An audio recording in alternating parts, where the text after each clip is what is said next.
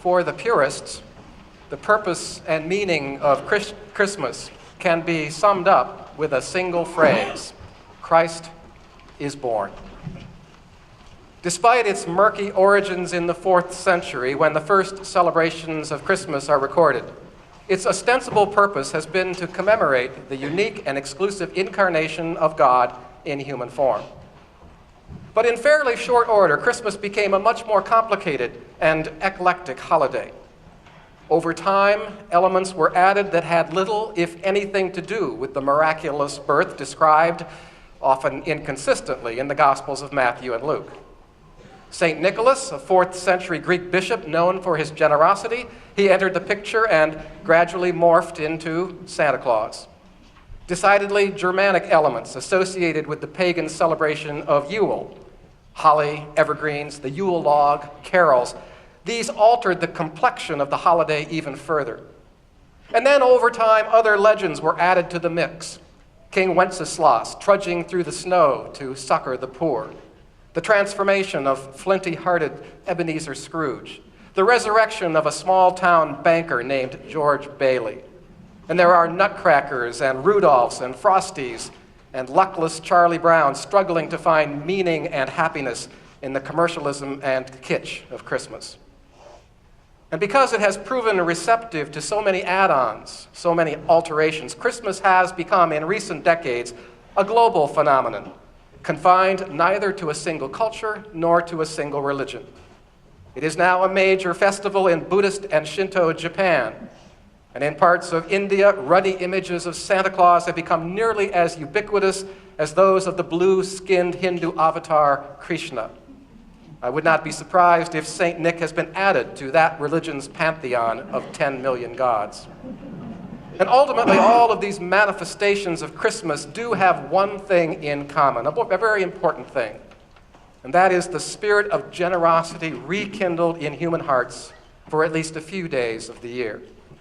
Sure, slick marketing and economic globalization have contributed to the spread of Christmas cheer, but I believe that it also scratches an underlying itch in all of us to be less self-aggrandizing and more focused on others, at least for a time.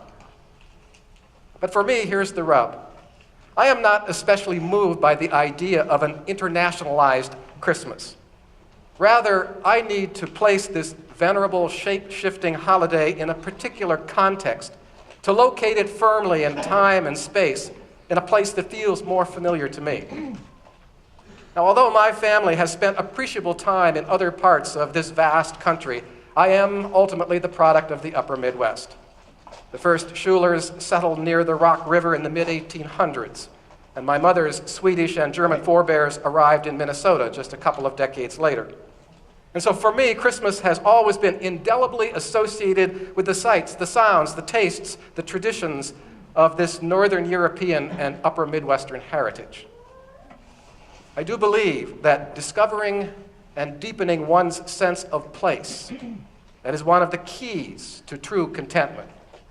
And so this evening, as peoples throughout the world are keeping Christmas in their own ways, I invite you to join me in celebrating a century of such celebrations, Wisconsin style.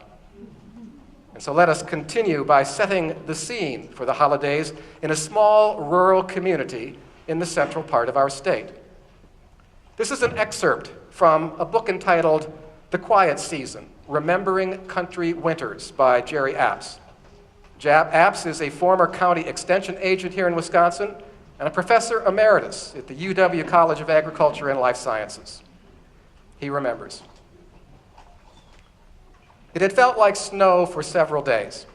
Feel it in my bones, Ma said. It was mid-November, and each morning's walk to our country school seemed a bit chillier, damper too. The bare oaks along our country road stood silent against a slate-gray sky. And as my brothers and I walked to school on this dreary November morning, we wished for snow, a change from the dull browns of late fall, the boring landscape void of color or excitement. Now, today, Pa had suggested that we wear our rubber boots to school because he was sure it would snow. My brothers and I had protested a bit, but we did what he said. He was usually right, especially when it came to predicting the weather. As we topped Miller's Hill, we heard the school bell ringing, a clear tone that echoed through the valley and rolled up the hills and along the country roads leading to our school. The big cast iron bell hanging in the bell tower at the top of the school told us that it was 8:30, reminding us to hurry along if we did not want to be marked tardy. We walked into school a few minutes before 9 o'clock, the official starting time, and we were greeted by our teacher, Miss Thompson. We stashed our lunch buckets, former Karo syrup pails, on the shelf at the school's entryway. "Might as well keep your coats on," Mrs. Thompson said. "We're about ready for the flag raising." We all trooped outside, gathered at the flagpole, where an 8th grader had the duty of snapping the flag to the pole rope and pulling the flag into position. With the flag in place, we all recited the Pledge of Allegiance before filing back into the school and hanging our hats and our coats in the entryway. I glanced at the sky before going in. The clouds appeared heavier, thicker, and a stiff breeze had come up from the southwest. And so, another day at Chano Lake School, District Number 4, Town of Rose, Waushara County, Wisconsin, had begun. Miss Thompson had already started the fire in the big wood-burning stove that stood at the back of the school, and inside the building was warm and comfortable as we found our seats and took our books out for the day's lessons. Soon the room grew quiet, just the way Miss Thompson liked it. Only the tick-tock of the regulator clock on the north wall disturbed the silence. I found it difficult to concentrate on my lessons. All I could think about was the first snow of the season, how everything would change when it arrived. I thought about all the fun things associated with snow, sledding and the skiing and the snowball fights, and I pushed out of my mind all the shoveling and the wet mittens and the snow-blocked roads. I saw the first snowflake about mid-morning, and then I saw another, and yet another. Saw them sticking to the schoolhouse windows before melting, sliding down as raindrops do, leaving those little moisture trails. Recess came. We all burst outside, running like calves let out of the barn, turning our faces to the sky, feeling the snowflakes on our cheeks, trying to form snowballs, but there wasn't enough snow yet, running around like we were possessed by the first snowfall demons. Only a few weeks later, the first real snowfall. This one arrived with much more fury and spunk than the first. And that meant that someone had to shovel a path to the outhouse, to the woodshed, to the mailbox at the edge of the country road.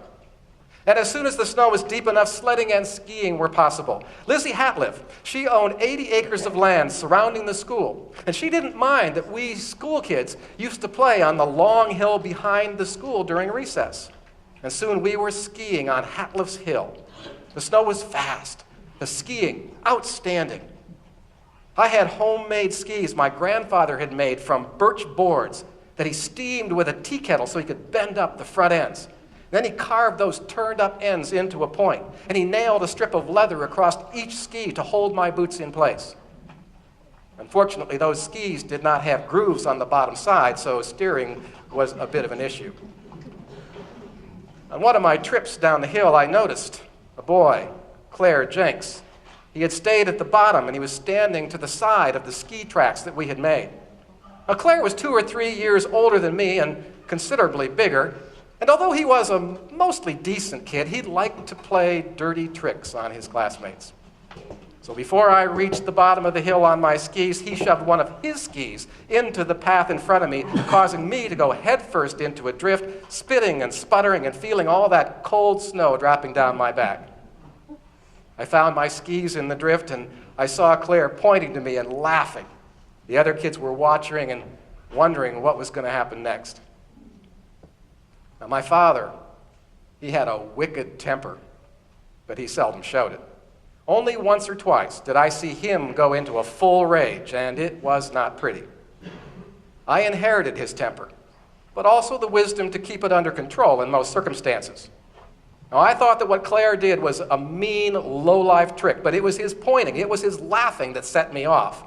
So I picked up one of my homemade birch skis, swung it in a big circle, and I hit Claire flat across the chest. He fell in the snow in a heap, but quickly stood back up, rubbing the place where I had hit him. His face was covered with snow. He looked pained and puzzled. And just then, the school bell rang. And our teacher quickly noticed that Claire was hurting, asked if he'd had an accident during recess. I sat there petrified at my desk, but Claire said, "Happened at home this morning while I was doing chores." I breathed a sigh of relief. Now neither Claire nor I had to face the threat of punishment. But never again did he stick a ski out in front of me. And I don't think he tried any dirty tricks with any of the other classmates after that. In fact, Claire and I got along fine following that little disagreement on the hill, settling our problems without the need of intervention from a higher authority. And so such are the indelible memories that I retain of Chain of Lakes School and the excitement of the winter's first snow.